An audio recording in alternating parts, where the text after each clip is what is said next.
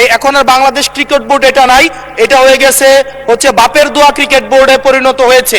যেভাবে দখল করা হয়েছে বাপের দোয়া cricket board. Bangladesh cricket control বোর্ডের ইন্টারিম গভর্নমেন্টের সময় তৎকালীন ক্রীড়া উপদেষ্টা ক্ষমতার প্রয়োগ করে সারা বাংলাদেশে জেলা কমিটিগুলোকে প্রভাবিত করেছিল। বাংলাদেশে যেগুলো রেজিস্টার্ড ক্লাব ছিল তাদের কাউন্সিলরদেরকে, হ্যাঁ, তাদেরকে প্রভাবিত করে সরকারি ক্ষমতা প্রয়োগ করে এবং হাইকোর্টে যে রিটটা দাখিল করা হয়েছিল সেটা হার্ড না করে পেন্ডিং রেখে, এখনো still it is pending with the chamber court I think, করে সর্বোচ্চ ক্ষমতা প্রয়োগ করে একতরফাভাবে ক্রিকেট বোর্ডের একটা বোর্ডিং করা।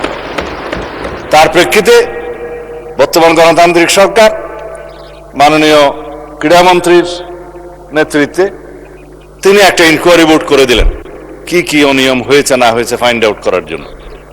সেই তদন্ত কমিটি রিপোর্ট প্রদান করার পরে তারা ডিক্লেয়ার করলো এখানে যথেষ্ট অনিয়ম হয়েছে, আরো অনেক কথা আমি বলতে পারতাম, বলছি না। তারপরে সেটা ডিজলভ হয়েছে, ডিজলভ হওয়ার পরে একটা ক্রিকেট কন্ট্রোল বোর্ড হয়েছে, আহ্বায়ক কমিটি হয়েছে, অ্যাডক কমিটি। কাকে দিয়ে হয়েছে? এই দেশের কৃতি ক্রিকেটার, বাংলাদেশে সবচেয়ে পরিচিত, সারা বিশ্বে পরিচিত তামিম ইকবালকে দিয়ে। মাননীয় স্পিকার, আমি জানি আপনার সময় নষ্ট করছি, কিন্তু ফর রেকর্ড আপনি জুলাই অভ্যুত্থান সুরক্ষা এটার উপর বলেন। ক্রিকেট কন্ট্রোল বোর্ডের ক্রিকেট বোর্ডের অ্যাডক কমিটিটা করা হয়েছে। আমরা এখানে কোনো বাপের দোয়া মায়ের দোয়া করি নাই। এখন এতদিন পর্যন্ত শুনতাম মায়ের দোয়া পরিবহন আছে, আজকে মাননীয় সদস্যের কল্যাণে দেখলাম বাপের দোয়া কমিটিও আছে।